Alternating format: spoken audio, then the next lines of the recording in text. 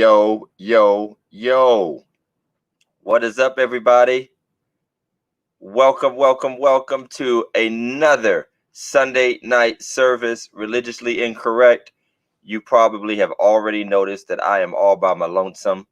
I'm all by myself, on my own, once again, like Patti LaBelle.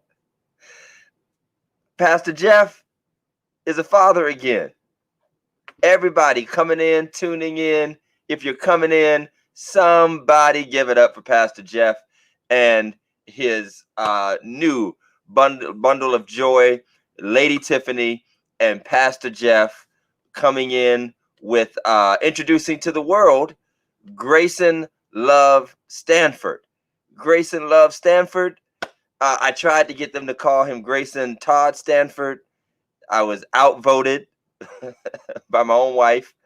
And we want to congratulate Lady Tiffany and Pastor Jeff. You know, we only talk about Pastor Jeff because he's on the show.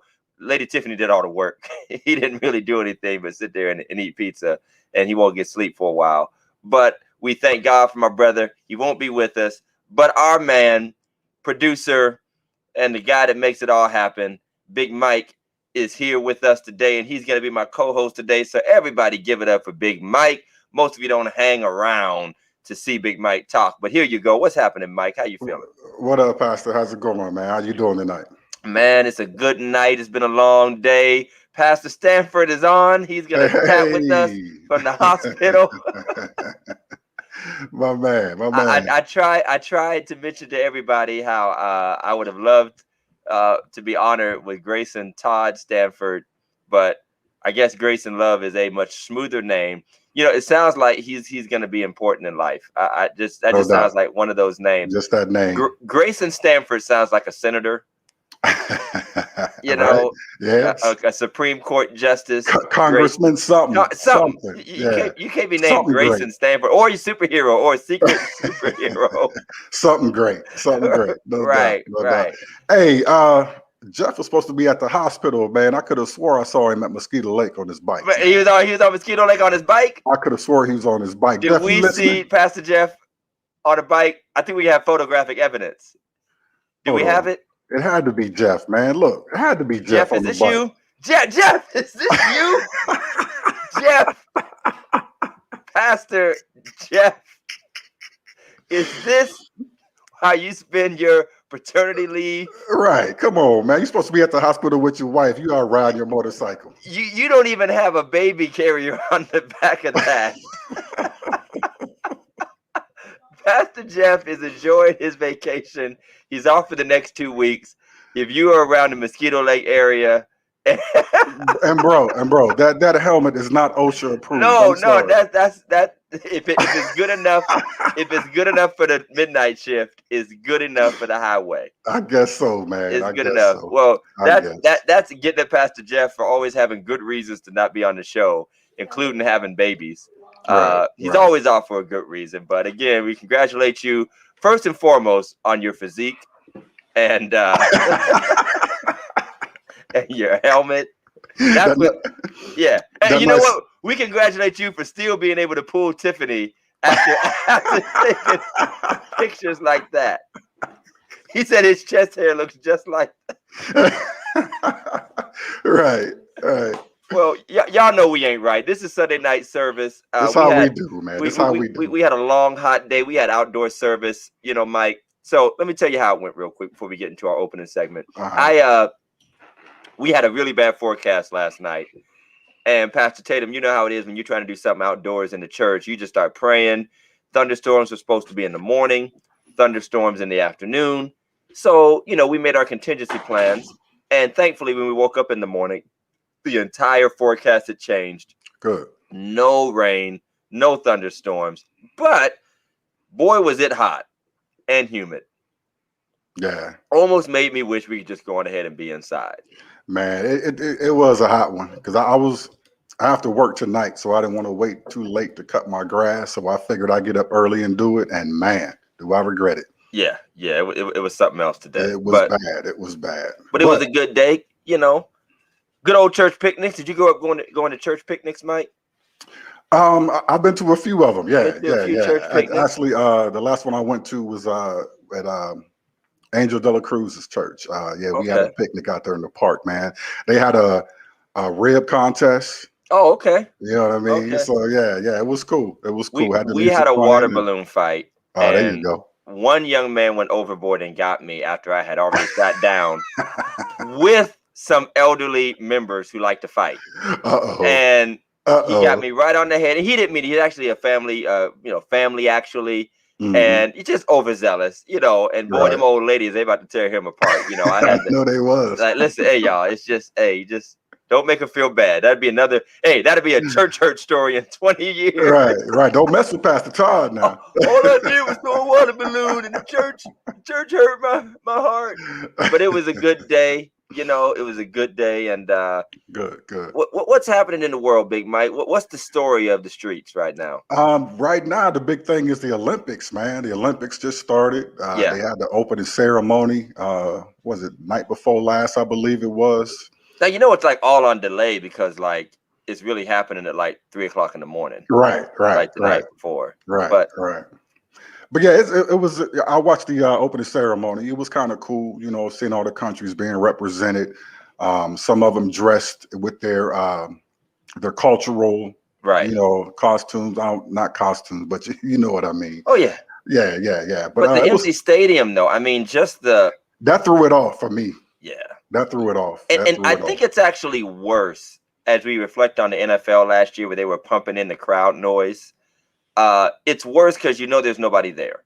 Right. And so you're hearing this noise. It's obviously from like other previous, events. Mm-hmm.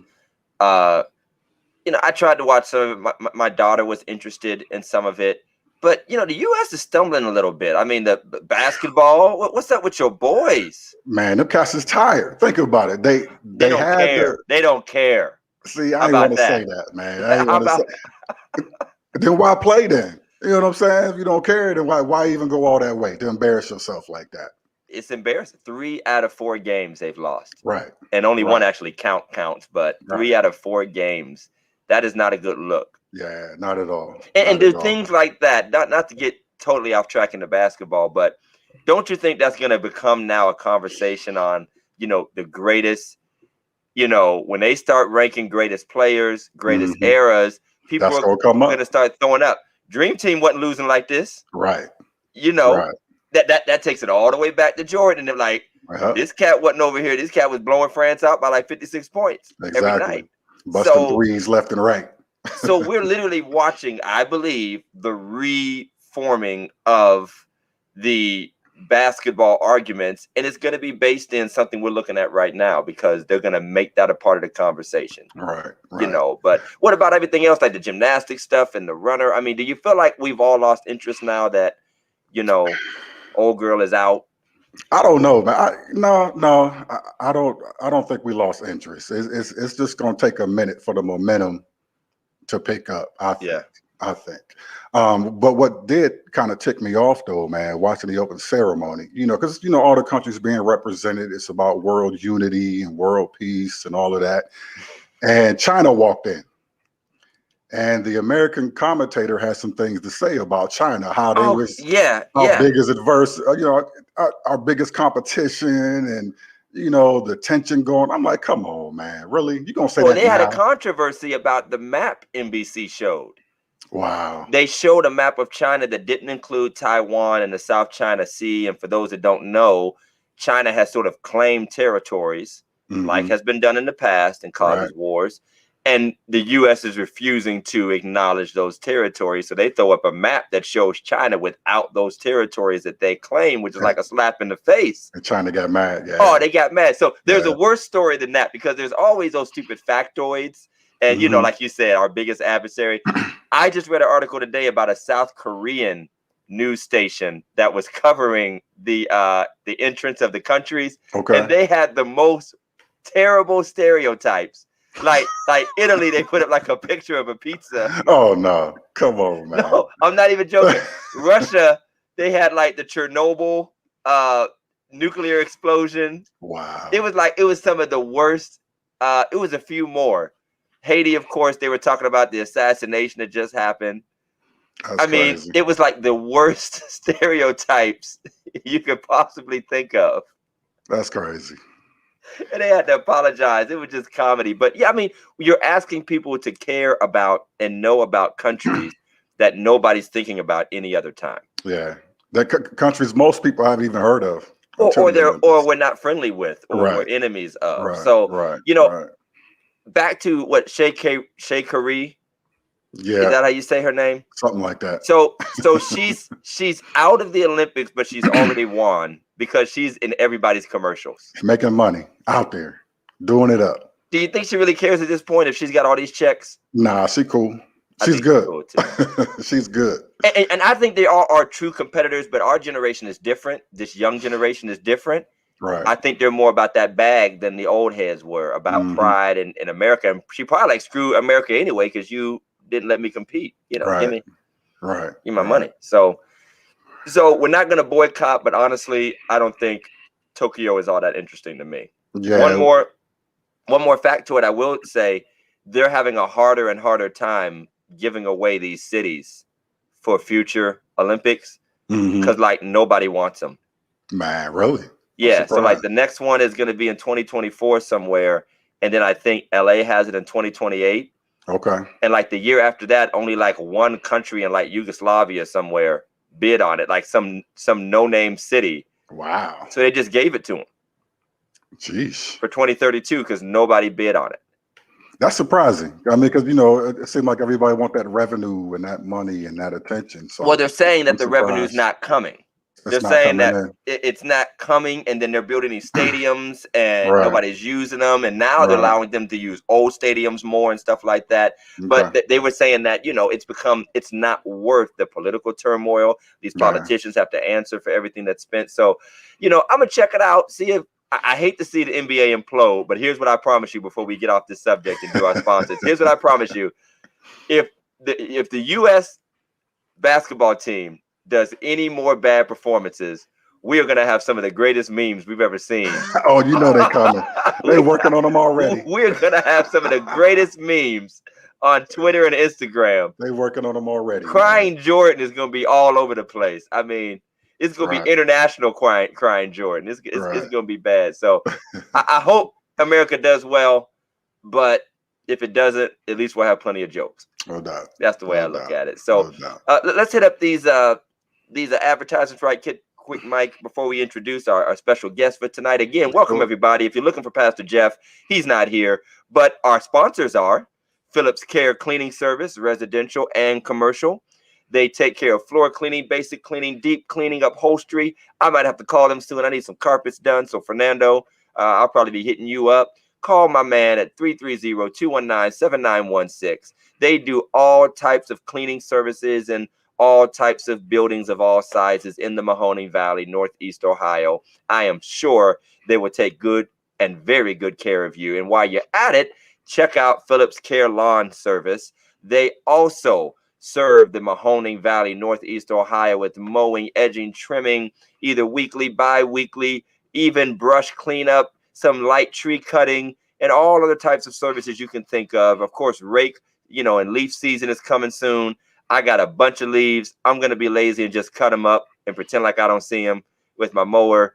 But if you want to have a cleaner yard than me, call Phillips Care Lawn Services. Again, Fernando at 330-219-7916, or follow them at Phillips Care LLC, and I'm sure they will do you right.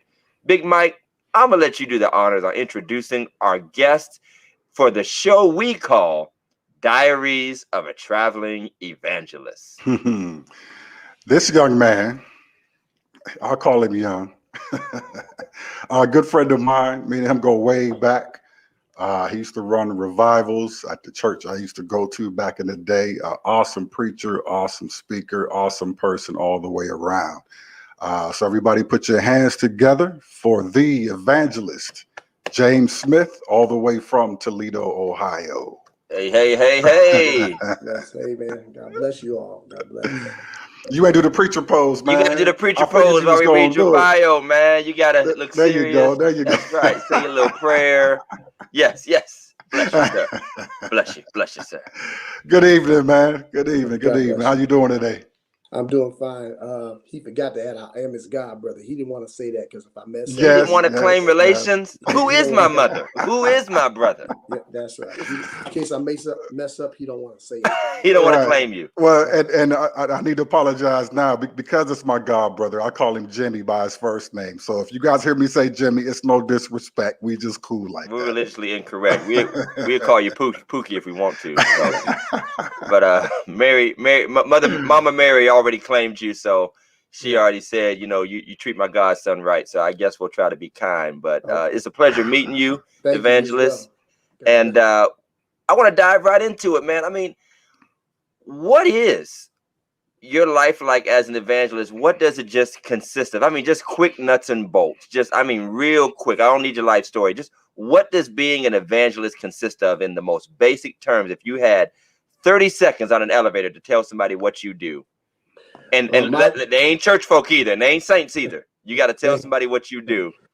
My job as the evangelist or being an evangelist is really the key factor of evangelism is to win souls and to be able to go out into the vineyard, to the highways, to the hedges by whatever means necessary. If it's through the hospital, some people are just pulpit evangelists, but I'm not one of those kind of just a pulpit evangelist. But if it's through the school campus, if it's on the through social media, if it's through radio, school campuses, jails, convalescent homes, nursing homes, I've done some of it all. Door to door, street, tent. I've done some of it all. Yeah. Okay, I got you. But so you're preaching the gospel, winning souls. Winning souls. And that should be in the forefront of every evangelist, and the key to evangelism, that your main focus and your main concern is the soul. Okay, I like that description of soul winning. That's not a term you hear a whole lot in the church anymore. Because right. Because people have lost the burden for souls. We are caught up in the hoopla of church. We're caught up in a lot of hype. We're caught up in a lot of this, that, and the other. And then what we forget at the end of the day, at the end of the service, somebody. Oh, we had a freeze. Yep. I knew it was coming. I could see it. Excuse us, religiously. That's all right. That Jesus had compassion on them. When you lose your compassion and you lose your love for souls and what the real purpose of it is, we are in trouble. And I am quite disturbed at where the... Oh, man. Hold on. Y'all have to forgive us. We have a little connection issue. But we'll try to text him real quick here. I'm going to text him real quick. I'm disturbed at what they're presenting to this new millennium generation, that evangelism is wearing, being an evangelist, wearing a nice suit, Armani clothes, and Gucci shoes. All right, let me call him real quick. Hold on. Okay. All right. I'm about to call him, tell him to move to another location. I'll text him. Get in the money line, raise an offering. We'll spend 45 minutes raising the offering, but won't spend 10 minutes. He going in too. Right. Okay. Right. Hey, Elder Smith, you might have to move a little bit because you're breaking up. You're freezing up, going in and out. Let's see. Okay. Let's see if we get you some better We'll signal just keep here. shifting until we get it right. All right. Okay.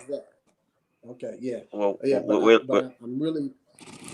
Go ahead. I'm sorry. Well, we heard the gist of what you were saying. I mean, we did catch it all. I mean, even with the slight interruptions, it almost flowed like full. I mean, perfect. Literally, it wasn't one of those say that again type things. Now you have the burden for souls, and that is different because there are a lot of people who are evangelists, and now they might not be necessarily, slick suit trying to be all out for the money, but they're not also necessarily evangelism focused either. And there are a lot of traveling ministers that are more like revivalists or itinerant preachers who simply just keep a schedule, and they bless the house. They have powerful messages, may even be prophetic. How does that fit into, or do people often get confused when they're asking you? And I'm not saying confused with you, but you know, you want to be clear that they know what they're getting, you know, when you come. When you come, a lot of stuff deals with the leadership or the pastor that invites you. It all goes back to what you allow or what you promote. What are you promoting? What you're allowing for your people? What do you want your people to hear? What do you want your people to receive? How do you want your people blessed? Not everybody, and I won't say it happens to everybody, but not everyone is concerned about you coming in, raising some money, and you're blessing the house. Some people are very concerned, and I have pastors and churches that I go to. When they call me, they say, Smith, man, I want you to come in. The people need something. When I hear a pastor say, the people need something from God, it does something for me. It stirs me up. It makes me just dive in with prayer and fasting, like, oh God, these folks need a word, because it's not about me. This pastor has spoken. And if I hear and I'm hearing what the Spirit is saying, then, and that's my passion. My passion in an evangelist, your passion should always be the souls. I don't care how much good church you have. At the end of the day, how many people have been changed? I didn't come to preach you to shout you. I came to preach you to change you. Right. I appreciate it. I appreciate that perspective. Mike, did you want to jump in? I don't want to. Yeah. How did you get started in evangelism? That's where I was going. I know you were under Bishop James. Bishop James. Yes. Please talk about Bishop James real quick, because Bishop James was an awesome man. Yes, he was. Bishop James was a spiritual man. And from a little boy that I was captivated by, I couldn't really explain as a child, but I knew there was something that had something. And as I got older, I realized it was the God in the man that I was attracted to. This man get up in a service and say something, and then the power of God would fall, or he could sing a song and just yokes would be broken. I remember him preaching as a little boy, just in the middle of a sermon, stop, and the Lord give him a song that he had never heard, sing it, wipe the church out, then go back to preaching. And then as I got older, I come to find out how this man get this kind of effect in ministry. Then as I studied, I found out this was a praying man, a man who got up every morning at 4 a.m. I don't care if he was in the convocation. I don't care if he was in the meeting. I don't care if he was in the conference. Wherever he was, when I was spending the night at the house, his sons and I were friends. When I was spending the night at the house, we would wake up, and I wake up and I was like, what is that? Bishop would be down in the office, going in, speaking in tongues, calling on God on behalf of the people. So his connection was always God. If you want to see God move, go to God. And that's what impressed me. And I don't care. You can have all the theology, but if you don't have no neology, you might as well throw it in. Throw it in. You know. Yes, he was a man that would pray and that he fasted, no matter. And he was an educated man, but he didn't stress education as far as being educated to do something. He stressed God, and God will make you do something. Right. You might have to move to another location, man. That signal's still kind of spotty. All right.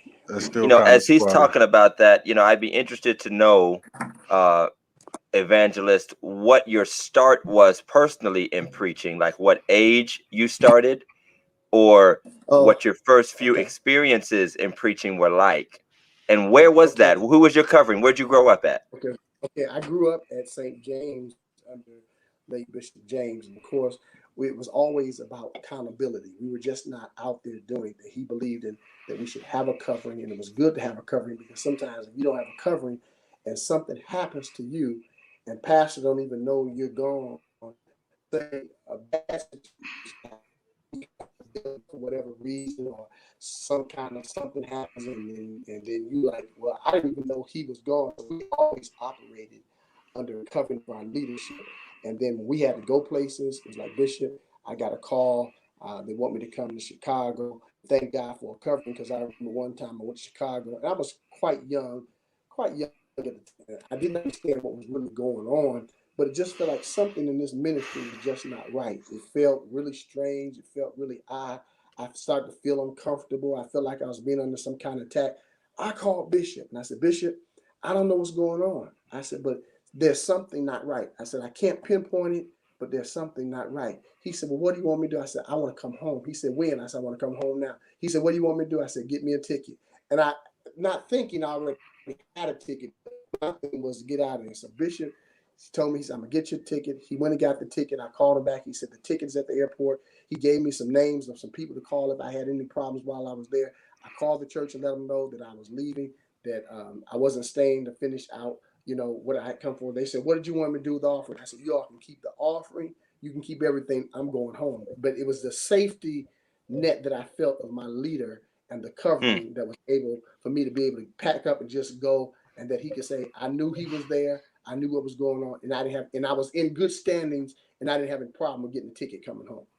What kind of situation would make you want to cut a revival short, or a speaking engagement? I'm just saying, just, you know, what kind of things pop up? At the time, I did not believe that at the time, I did not know these people were really operating in some kind of witchcraft and stuff. As I got older, I began to stand. Then things started to come together the way they were doing, the way they were controlling and trying to get you to do this and trying to get you to do that. I didn't understand it, my knowledge being so young at that particular time. But in my spirit, I knew that something wasn't right. I knew in my spirit that something not, these people, it's not, I'm not saying they are trying to kill me, but I wasn't standing around to find out. But I felt in my spirit, this was not, it was not in connection with the Holy Spirit. And I knew that it was grieving my spirit, and I had to leave. So is there a danger in being a traveling evangelist where you often are, you're not just going to, like my friend and I are inviting each other to one another's churches as pastor friends. You might often be invited to places you've never been before.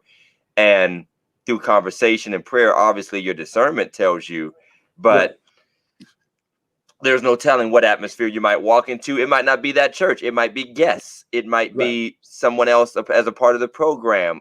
You know, have you run into hairy situations where it was just something you didn't expect, or, you know? When you're out like that and you're among people that you don't know, I'm the type. If somebody knows something that's going on at all times, and I always let them know, hey, if something should happen to me, they know what room number, they know what hotel, they know contact person, because you don't know. So you are really trusting in the God that you serve, that you are going in the right direction, that you are under the right leadership. But if you under the direction of the Holy Spirit, He'll give you to know, or you'll pray. And my prayer is always, Lord, only open doors that you would have me to be in, and only let me go in places that you would have me to go, that I may not be in places that I should not be and experience things that I should not experience. And that protection of covering to let somebody know, man, this is where I am. If you don't hear from me, you don't. I remember my aunt telling me one time, a friend of hers came to Chicago to preach, and she told him, she said, man, the place that you're staying is not a safe place. You need to get out of it. Well, the dude ended up getting killed and robbed. He ended up getting robbed and killed in that place, because, you know, sometimes you feel, well, I'm just going to be, but you have to be wise, and you also have to protect yourself when you're out on the field. I probably got started when I was I think my first appointment was probably about 16 or 17. They asked me to speak at the youth group at a church in Fremont. We had 3 churches, and that was my first appointment. Man, they gave me $20. I thought, man, I'm rich. They gave me $20. Not $20. $20. You know, I'm thinking, I was just so happy to go. But that was my first experience to go into a church where I was coming as the speaker. And then as I began, I started to have this burning. I don't want to just be in one place. I want to just go everywhere and minister. Then I start to understand, hey, this is my calling as an evangelist. I'm not a stationary person right now. This is my calling. I'm out and I'm going from here to here, there to there. And I remember my first revival was with Rance Allen's grandfather's church in Monroe, Michigan. It was 3 days, and that time I didn't have a car, but my cousin and friend had one, and we just went and did a 3-day revival. I thought this was just awesome. Yeah, I like this kind of stuff, you know. But I knew I had that passion to not be stationary, but to go wherever I could and wherever I was needed. Right. Okay. So what's the longest revival you've ever ran? Two longest revivals I ever ran was one at your church, Michael.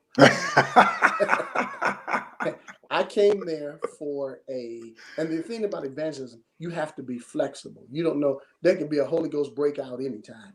I came there, I think, to speak on a Sunday. Well, we had such an awesome time and outpour.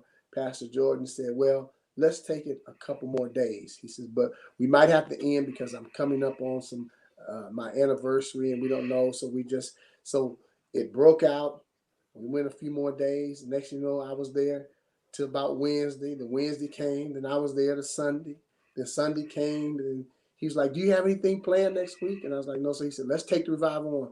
We kept going on and kept going on. That revival lasted at least 31 days. Wow. What? 31 days. And my second. So are you preaching 31 messages or is God just moving and you're just flowing? Check this out. There were times that I was struggling, like, Lord, I need the people that come and see what happened. The Lord has shifted the city. It was a Holy Ghost call upon that city for revival. And so I would start off, I'm like, Lord, I had my message, and there were times that the message, I didn't have one. I'm like, Lord, what are you going to do? I don't have a message. Service starts in a half hour, and I've been seeking you all day and don't have a message. The Lord would just come in that service and just shower us, and the presence of the Lord would take over, and we would just sometimes turn into a deliverance service.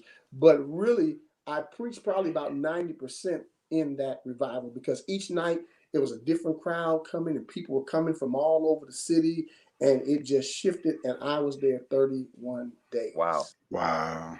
And then the second longest one was in Detroit, Michigan. I stayed in the hotel 35 days. Whoa. You stayed in a hotel for 35 days. And the church took care of it, because the pastor said, God, the first week he was like, this is a good week. And I said, okay. Then he said, now the next week, he just breaking up fallow ground. We just getting started. I'm thinking, this is 2 weeks. God haven't done it in 2 weeks. He said, no, we're just getting started. This is just the second week. We're just getting started. So after the second week, I said, well, I know he's going to close revival. He said, well, evangelist, he said, God is really moving. He said, and I think that we need to keep on going. He said, because the Lord is moving.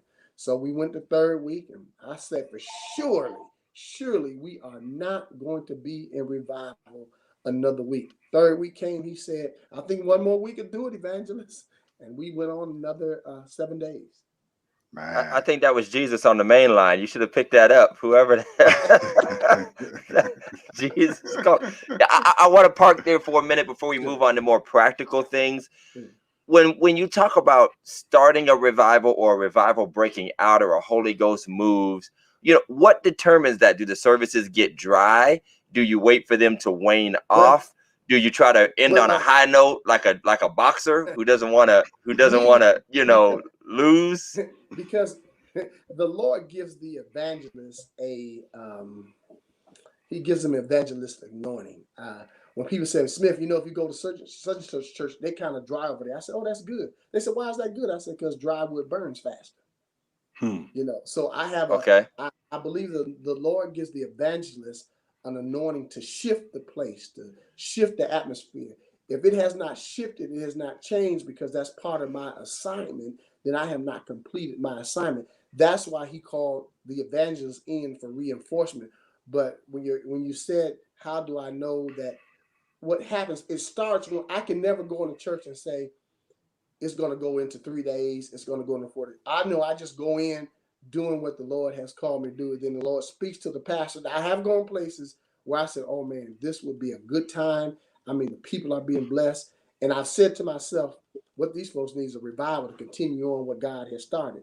And the pastor will come up to me and say, evangelist, I know we didn't talk about this, but it feels like revival in here.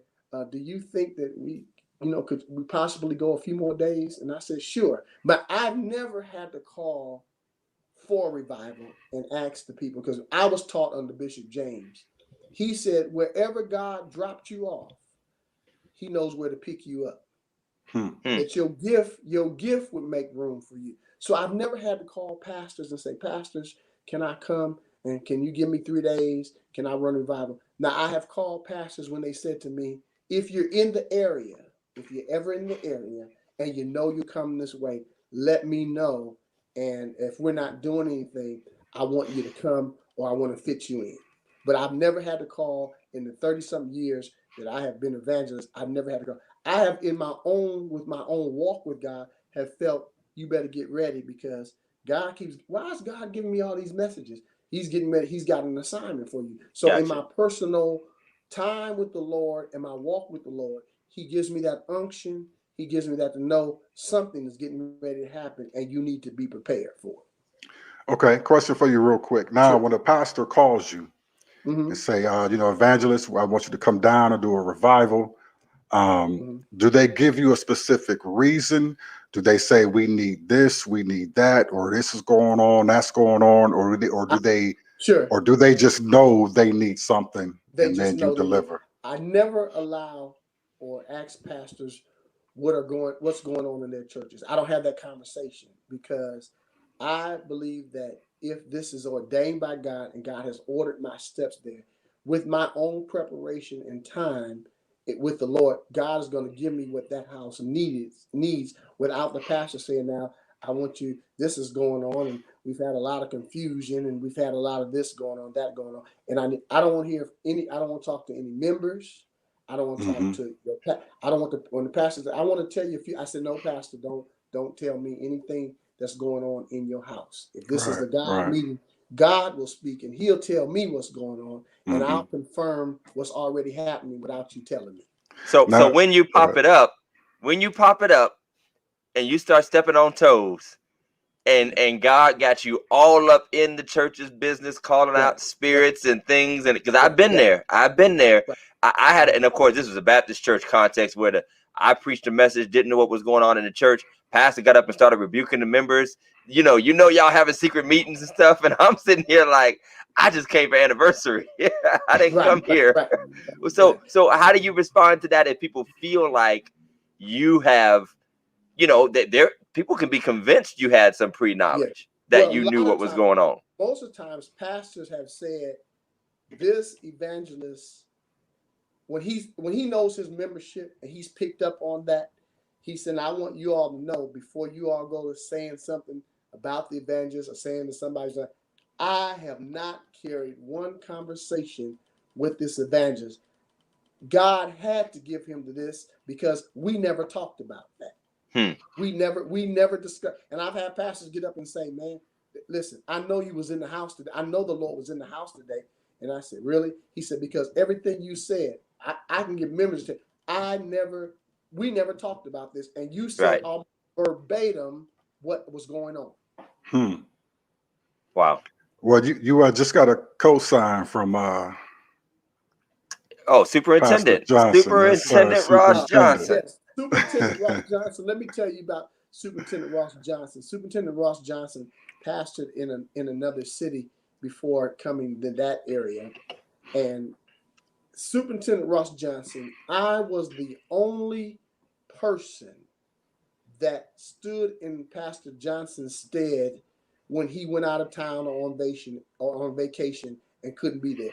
The church that he pastored, I put it like this, they were a tough church, and you really had to bring it. But I could preach Sunday morning and Sunday evening in that church, and I always my aim is to leave the church like you left it or better, so that when you return, you can say, oh, the Lord has been here, and the people have been changed. It's never my job to gather up me a church and gather up some members and all that stuff. But Pastor Ross Johnson would always leave me in his he could call me, Smith, I got to go out of town. Can you cover? And the people would accept me. But I was the only one that he would leave in that state, because he trusted me, and he trusted that I would do the right thing. So I don't believe in playing devil's advocate, because I believe he has enough of him already. Sure. But let me just speak the language of a skeptic. When you said earlier that you knew at an early age that you did not want to be you're not a stationary person, that you enjoy, and I do believe you should enjoy to some degree and like what you do.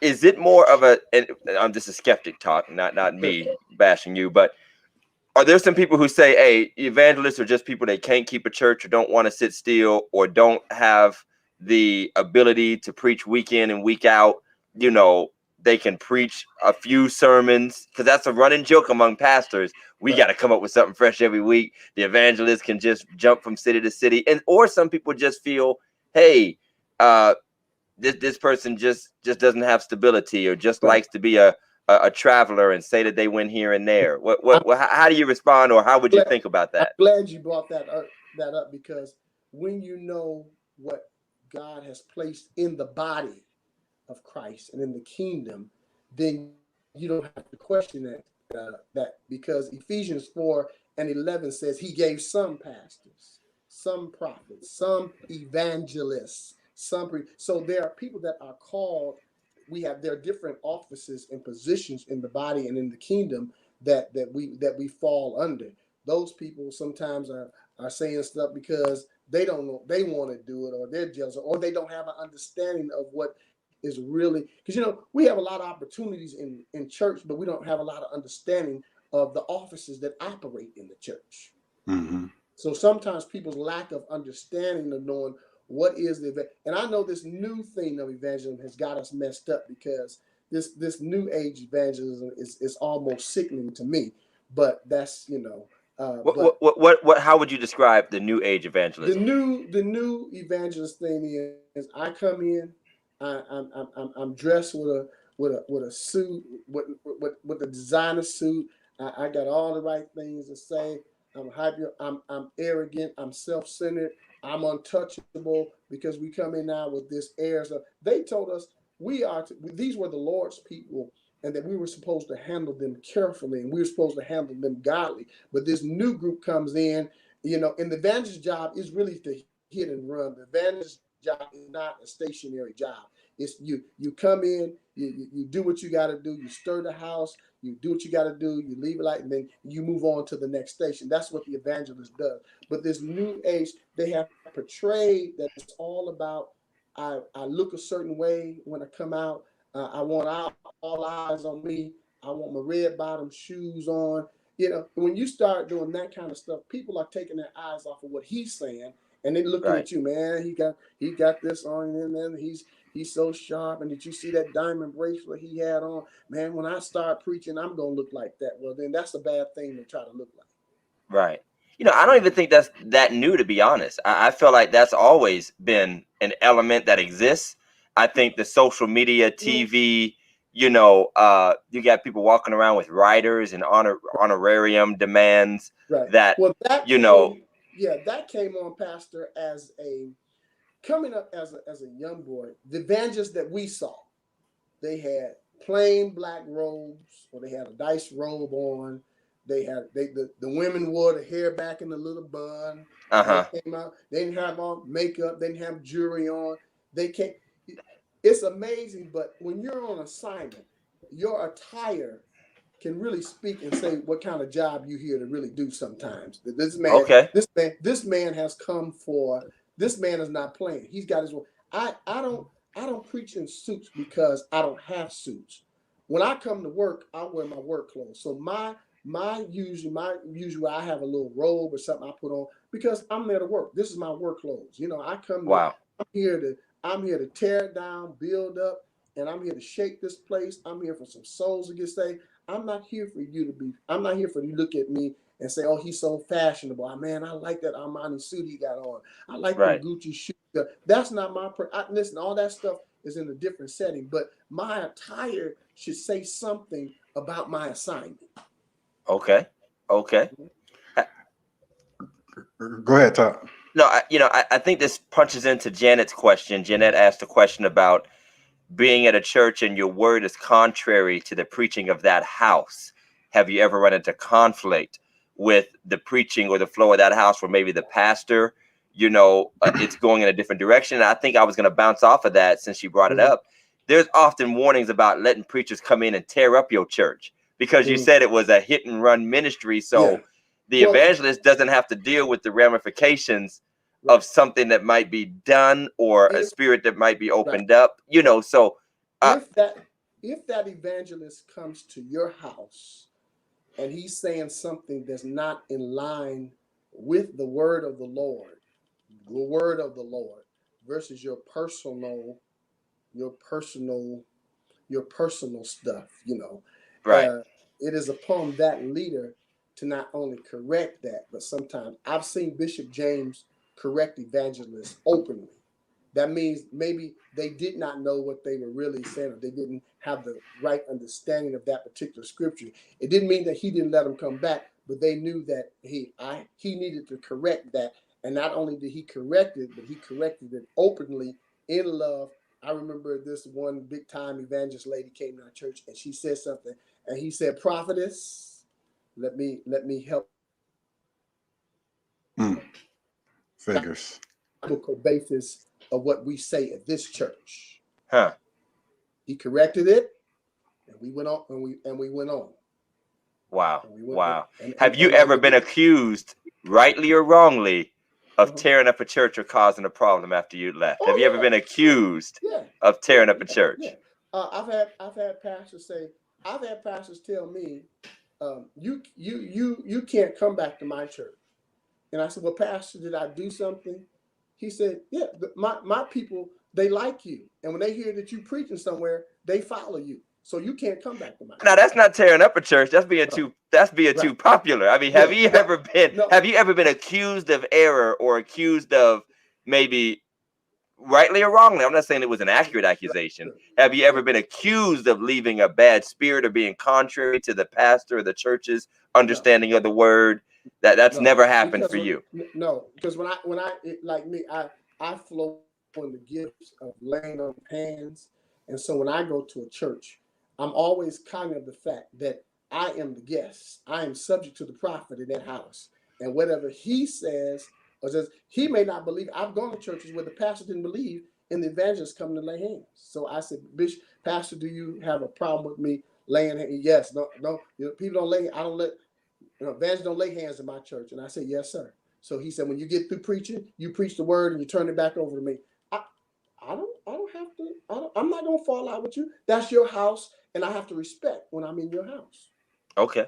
I feel it. Yeah. I feel it. I respect in the house. But as far as tearing up churches, there are people that go and do that, and they leave a bad spirit, or they doing every kind of thing. Remember, my thing as an evangelist, let me say it because that brings a good point. As an evangelist, I never go to anybody's church and counsel their members.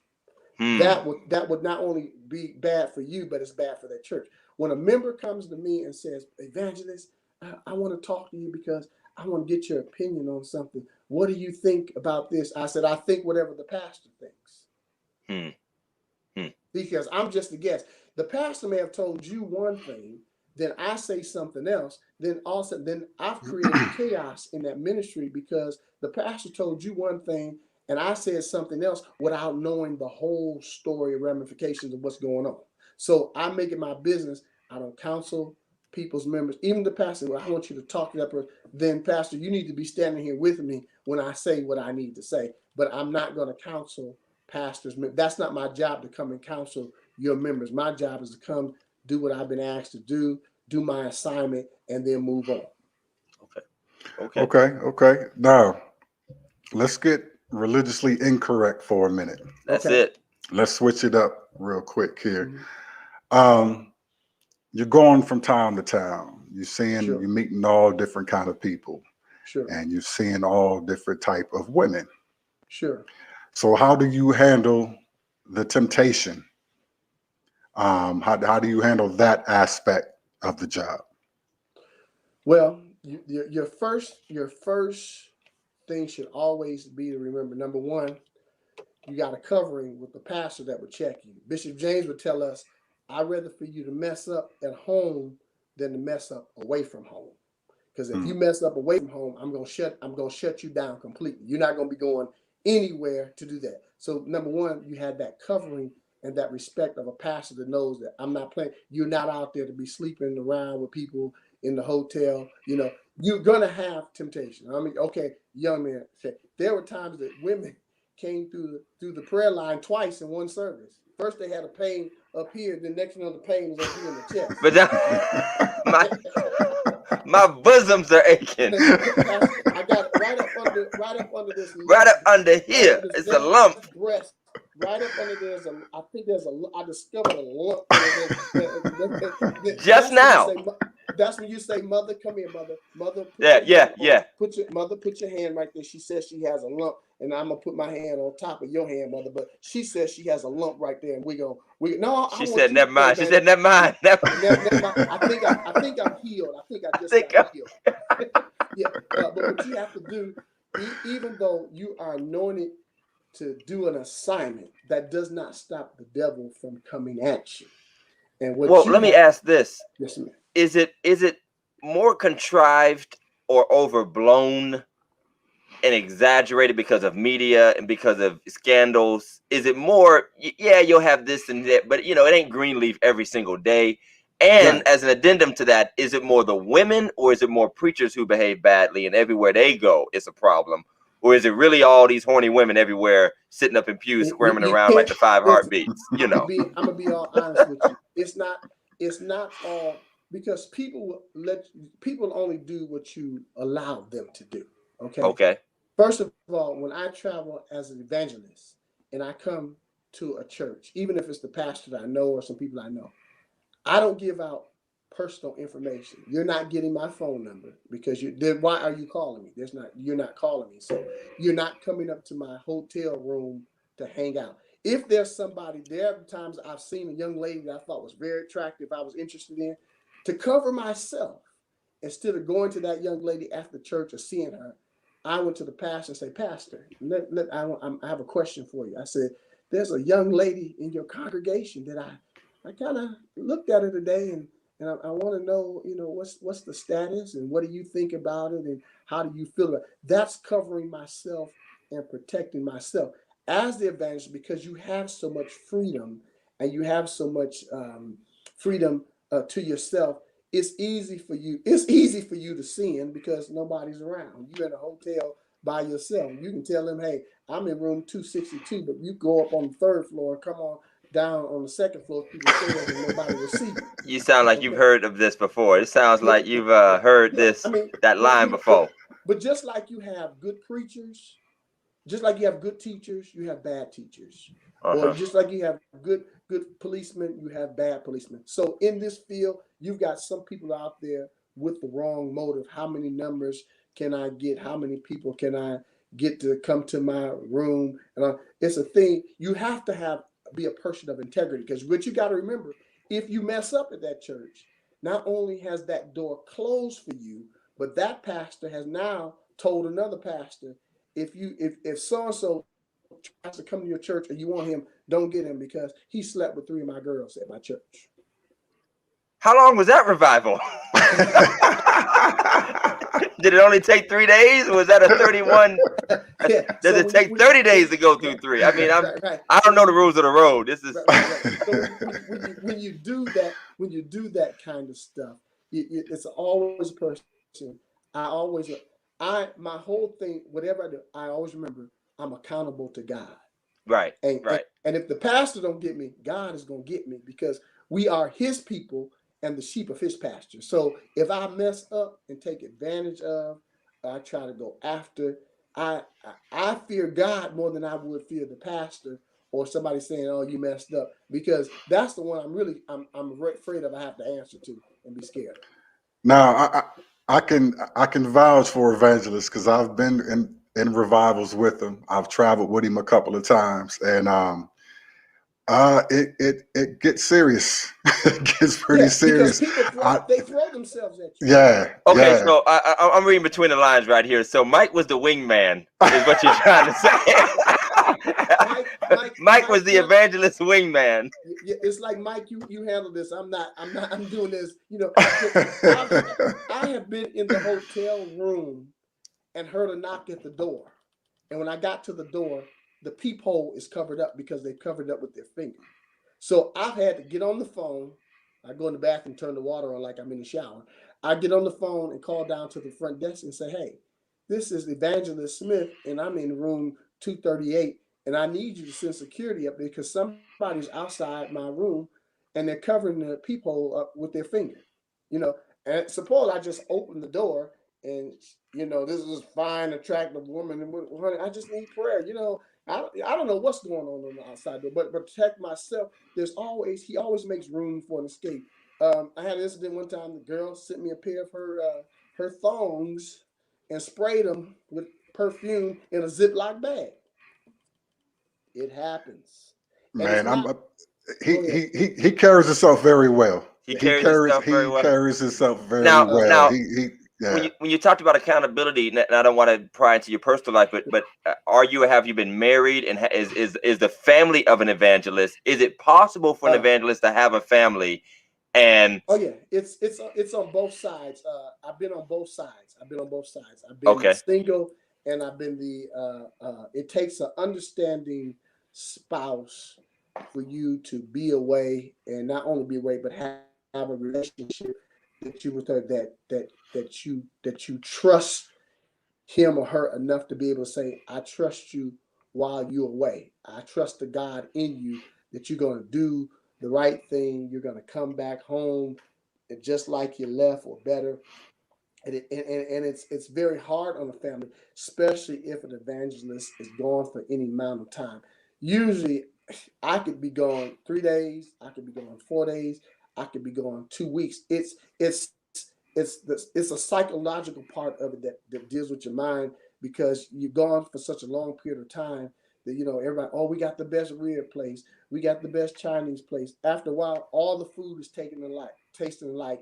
And you're just saying, man, I just want to go home and sleep in my own bed. I just want to be next to and then there are times that you say you really is really struggling and you're lonely, and you say, honey, I need you to come for a couple of days. I need you just to come. To be with me. I just need you to be with me. Not that I'm out trying to do things. I'm feeling the need to have you with me, and sometimes that is a protection. But when you're on the single side of it and you don't have anyone, then you're almost somewhat unprotected. So you have to protect yourself, and you have to surround. Listen, Mike will tell you, very few times have I come anywhere and didn't have a cousin, an auntie, or some of the saints with me, because Jesus sent them out 2 by 2. Okay, so there are times that helps you, and then the people they bring with you, they think that they can get to you through them. My godmother just passed last year. They would try to get close to her, and she would say, "Baby, I can't help you. If he don't like you, he just don't like you." We all need somebody like that in our life. Absolutely. And she was like, "Baby, honey, I can't help you. I'm sorry, sweetie, but he don't like you." The girl at Michael's grandmother. Let me tell you about our grandmother. Come on, bring it. I was in there, and the girl, she liked me. But I couldn't understand why, when I came from out of the office changing, all the young people would be gone or in their cars. Well, she would get them and walk them to the car and kind of led them to believe that I was hers. So he's with me. So, honey, you can go on, get in the car and go home. So she was the kind of person that buy you ties and gifts and stuff like that. So I had been praying. I said, Lord, I want me a Gucci watch, the red and green face, the older one, the red and green face. Do you not know? This sister went and I don't know how she knew it, or if I said it in conversation. She went and bought that Gucci watch. She sure did. Wow. Guess what I did? As bad as I wanted it, you pawned that joint. He gave it to me. As bad as I wanted, I gave it back to him. And Michael's grandmother said, "See, you a good one." I said, "Why is that, Grandma Lampley?" She said, "Because she been a fool and bought it. I've been a fool and took it." But see, what happens if you start accepting those kind of things? Now, it'd have been different if she had said, "The youth department, we got together and we bought this watch." Right. But it's personal. The singles ministry got together and we bought this watch. But if she said, and I took it, oh yeah, now she has leeway and she has a little ownership, because now I'm accepting stuff from her and saying, "Oh, the Lord done blessed because he heard my prayer." Some things are just a test for you. I got a question from our co-host, who is now a father once again. Pastor Jeff asked, as an evangelist, do you find yourself taking preaching engagements and missing personal appointments? So how much of your personal life suffers, maybe family life in the past, whatever it might be, because you're on the road? Sure. It's difficult because you miss things that happen sometimes at home. You miss when a pastor has called you in for the Thanksgiving service, and everybody's FaceTiming you, and they're all at home gathered together. Yeah, you with the pastor and his family and some of the church members, but it's not like being at home with your own people, and there are people sometimes that expire, or there are funerals that you can't make it to because you're in California. You're like, but that was my boy. We were like this, or that church mother, I was her son, and you can't get back because of you're on assignment, and sometimes those assignments cause you to miss certain birthdays, certain holidays, or it might even be an anniversary. You're like, huh? I remember one time a friend of mine, his father passed, and we were very close. His parents and I are very close. He's like a brother, and his father passed during my anniversary. I was married at the time. During the anniversary, and we were in Florida, and he's like, bro, you got it. I need you. I need you. And when you tell people, is there anything I can do? Just let me know. And then when they tell you, you be like, right. And I just need you to go. So I said to her, I said, I want to ask you a question. And I said, because it said cleave and leave to a wife. I said, I want to know how you would feel about this. I said, my buddy, I said, his father passed, and she knew I went there to minister several times. And I said, and they're having the service, and they want me to come. They're going to take care of all the arrangements, and I'll be back before midnight, before the anniversary ends. And if you say no, I said, I'll stay here. And her response was, there's only one time in life that your friend's father going to die.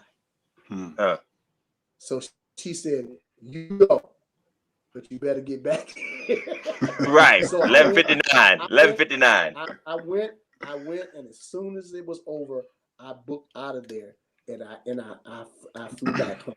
I flew back to where we were at on vacation at. So it's go ahead, Pastor. No, go ahead. Finish up. Yeah. I'm sorry. So it's hard sometimes when those personal things because you're between a rock and a hard place, and you don't want to feel like I'm putting the ministry before my family, and they're lacking and they're getting show, because you have a lot of people who do that, and their children and their family, they resent the church, they resent the ministry because they were not. See, the old school taught God first, the church, and the family.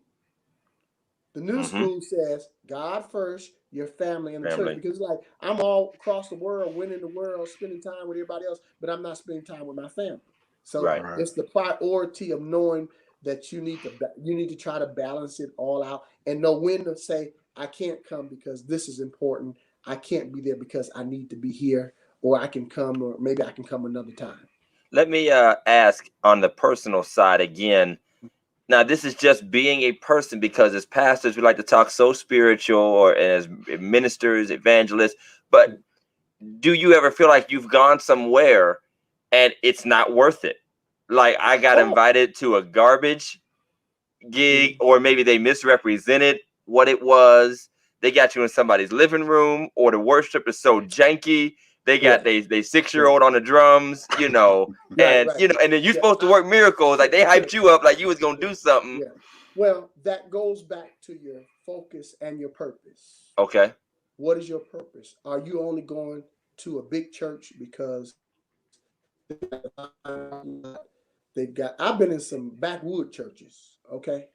And I've been in some big churches. It was fine. The carpet was good. The audience was there, but it wasn't no power. Nothing. Then I've been in some small churches like that, man, and the power of God fell like the heavens opened up. But if your purpose and your focus is right, and you got in your mind, even though this place is jacked up, I still got to keep in my mind, these are God's people and God's souls. And I have to be careful, even in a situation like that, how I handle what's been placed on me. Yeah, it looks janky. The water is coming through the roof, but am I there because of the roof, or am I there because these people need help?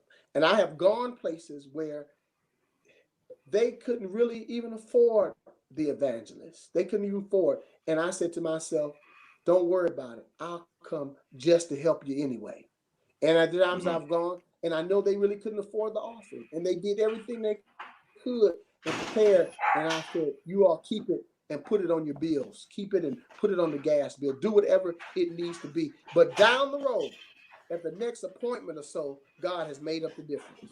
Now, let me flip the script. They can afford the revivalists, right? But you don't get that money. Well, they got it. Have you been cheated? Have you ever been? I promised? I was going there next. Have you ever been promised? That's when you feel like not only shaking the dust but leaving the shoes. Listen. Yeah, have you ever had to reach into your bag and find your other sword? Yes. It happens because this is what happens, and you really can't. You can't make them give it to you. You can't make them give it to you. You can say you can. Say, well, you can. You really can. I mean, but you cannot godly do it. You cannot. Oh, okay. You can do it on the other side. There are times that I've gone to a church in my 30 years, something experience. When I have to sit around and wait for my honorarium or offering, everybody else has gone off the parking lot. They're going home, and I'm still waiting, and they're still in the back counting the money. One of three things are happening, all three. There is no money, they're stealing the money, or they're dividing the money. There is no money, they're stealing the money, or they're dividing the money. Don't be like the man who raised the offering. He asked for X amount of people to give $100, and he raised about $200. The pastor, he raised about $2,000. The pastor gave the deacon an envelope, and when the deacon looked at it, it was $200 in the envelope, and he said, "Tell the evangelist that the church is hurting too." Oh Lord! Oh Lord! So you do. See, my belief is whatever you do in a person's name, and that's what you should give them. I go to churches, I have some churches right now that are honest. Whatever that comes across that table, if they say we're going to bless the evangelist, this is the evangelist offering, they give me what's on the table, and then they'll add some more to it. But I've had pastors tell me, I was in revival recently, a couple of years ago, with a so-called friend of mine. I was there Sunday morning, Sunday night, Monday, Tuesday, and Wednesday. Well, I was waiting, like I just said, for them to come and do what they were going to do, close out, whatever.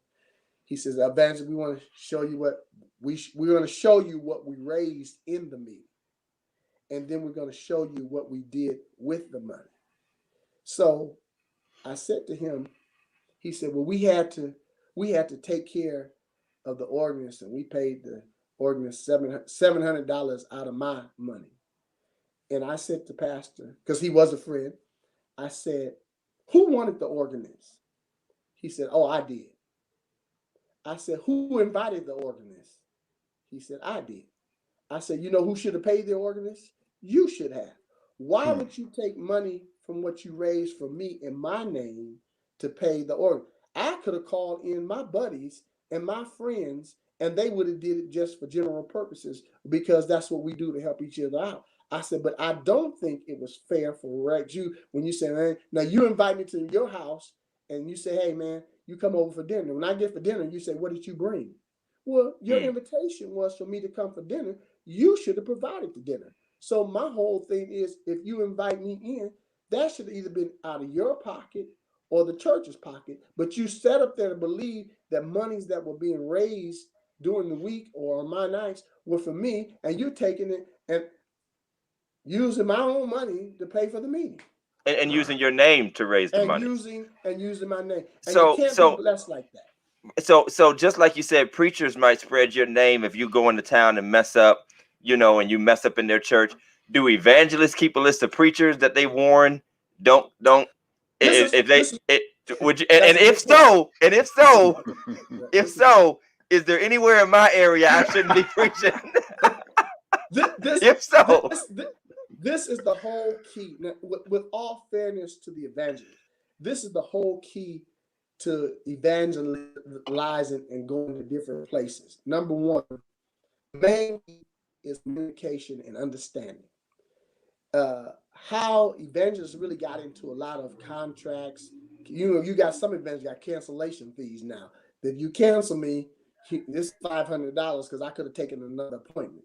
But the whole key now is communication. Shoot, yeah, I could have been preaching somewhere. Because I have gone places and they have done me in. I didn't travel somewhere across wherever, and I to Warren. Mike gave me $100.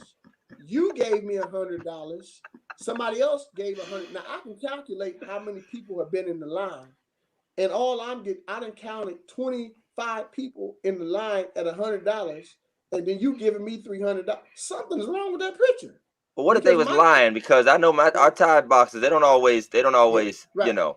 But a lot of times, how I know a church is sometimes being dishonest, and God help me say this, but sometimes people will personally, I tell evangelists, don't always be so quick to rush out. They said, why? I said, because sometimes people want to give you a Pentecostal shake. What's a Pentecostal shake? Sometimes when you shake their hand, they put money in my hand. I said, now either they want to make sure I really got this money, or they know that they're not doing right in the back by this money. Because if they felt that they were really doing right, they would put money in the offering. But I had a lot of people just personally come up to me and say, I want to make sure you got this offering. They don't trust it. I feel it. So you would not warn off. You would not warn off if an evangelist friend said, I'm preaching at Pastor Todd Johnson's church, and you know you had a bad experience the last year. You wouldn't say, bro, I would watch myself if I were you. This is what I would say, because I'm careful. I don't want to badmouth a preacher because I'm a preacher. That's what we do. That's our job. Religiously incorrect. We badmouth preachers. This is what I would say to them. Now, Doc, I ministered over at his church last year.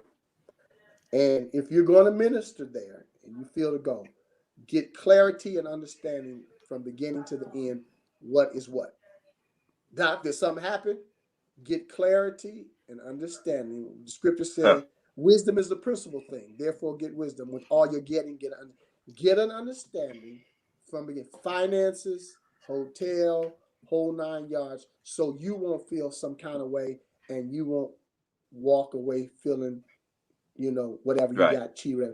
Just get an understanding. That's my experience, is to tell you to get an understanding there. A young up and coming, and we're getting close to the end. I do want to ask Jeff's question in a second, but a young up and coming minister who has done very well recently and really, increased his platform. Nice guy. I was at a convention and he was just talking about the ministry and sharing, and he told a horror story about, being put in a terrible hotel. One time he was picked up in like a school bus, to preach, and he was laughing. He was at the airport like, oh shoot, who's getting in that school bus? And the deacon opened the door with the thing and was like, Elder, I'm here to see you. And pulled it up to the motel and all that stuff. Yeah. Well, do you have a horror story, like a horror travel or a horror ministry story? Absolutely. When I started, I was young and I was just so eager to go. And I thought that everybody was saved, everybody was nice, everybody was hospitable, everybody treated you like my bishop treated you. They pulled up in this place. It really looked like a truck stop.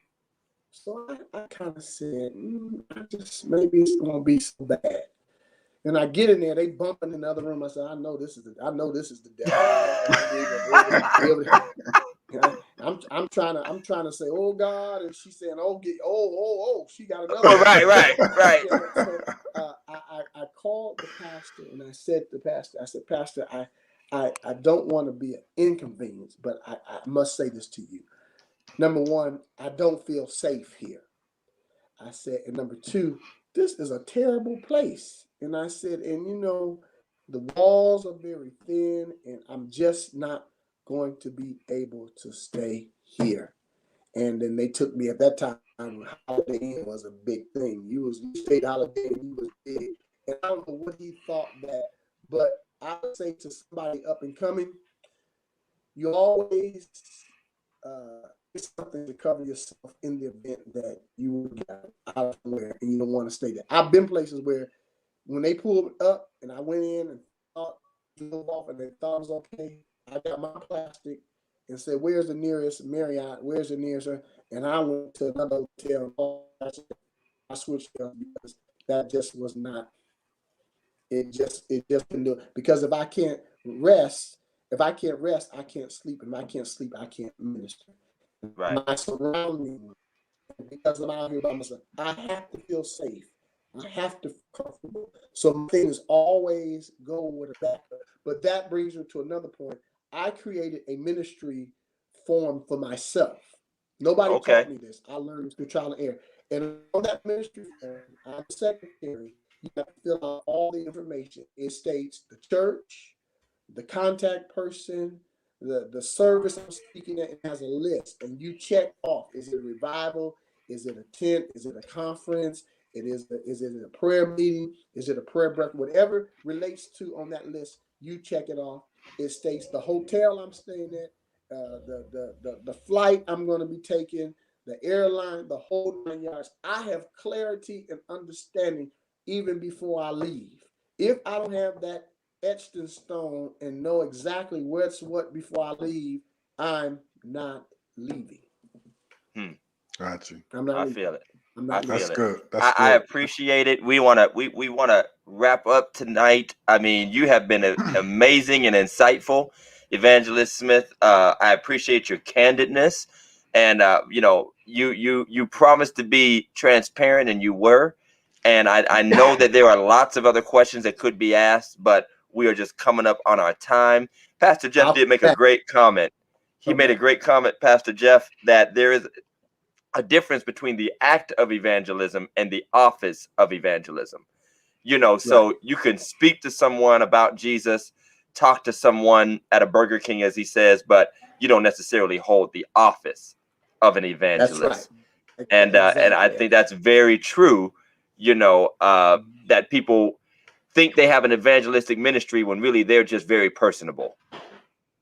Yeah, or they just spirit of witnessing. I will say this one time, and this too, I've gone places where the deacon that gave me an offering, and on the outside it was one envelope, and on the inside it was another amount. Right. But somewhere between the office and my hand, some money came up missing. But if you're focused, there's two things God. He checks your heart and your motive. If your heart and your motive is right, it doesn't matter how they treat you where you are, because you're on. He said, whatever's right, he would pay. And God, somewhere down the line, I've gone to the next appointment and got triple of what I didn't get where I was because, but I didn't fight with them.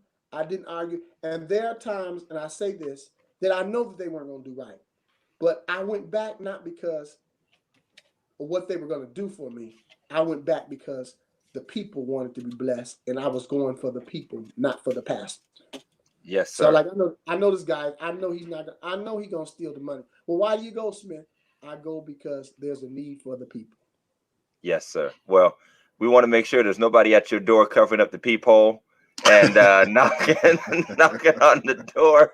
We appreciate it. Let me knock out this last obligatory ad for Phillips Care Training. They are the proud new owners of High Street Fitness in Cortland, here in the Mahoning Valley, 277 South High Street in Cortland. Our man, Mike Phillips, is the owner-operator. He does a phenomenal job getting your body right, especially you traveling preachers who eat chicken dinners all the time on the road. You need to check out High Street Fitness. And he is doing summer specials, fall specials, male, female, young, and old. Make sure you check them out. Call Mike Phillips at 330-984-7632. Once again, that's 330-984-7632. I'm going to let Big Mike close it out. We're way up on our time. So, Big Mike, close us out and just give us your final thoughts. Evangelist Smith, thank you so much for coming on, man. Appreciate you. You're good seeing you again, too, brother. Good seeing you again, as always. We can do part two whenever you're ready. Okay. It's on. We'll have Jeff back, too. I want names of part two. Part two, you got I want a blacklist. Right. But yeah, again, this is my god brother, man. I've been knowing this guy for a long time, man. Real stand-up guy. Carries himself well. Like I said, I've been with him and seen some things like, bro, how do you even deal with all of that? You know what I mean? But he handles himself very well. So thanks again for coming on, man. Really appreciate you. God bless you. And that's all I have. So there's nothing else. We will see you guys next week. Same time, same channel, 9 p.m. for the Sunday night service. Our guest is Ariel. Yes. Go ahead, the Todd. Artist Night. Our guest will be Ariel Green. Youngstown and Warren, you know her, but the rest of our millions of listeners around the world will meet Ariel. We always claim millions by faith, but we're doing a Inspire Culture and Community and Arts Night hosted by our church, Second Baptist in Warren. You're going to be hearing more about it. We might even drop y'all some tickets next week because we want the church to go out and be the church in the community. And this wonderful, who is, by the way, a woman of God, but she can also throw down some Anita Baker too. She is going to be performing and sharing nice, clean, family fun entertainment for the whole community. And we're going to meet Ariel next week. So make sure you tune in, and we look forward to seeing y'all. Thank you for the opportunity to make the plug, Mike. Pastor Jeff, we'll see you next week. Everybody have a good Sunday night. Peace, y'all. See you next week.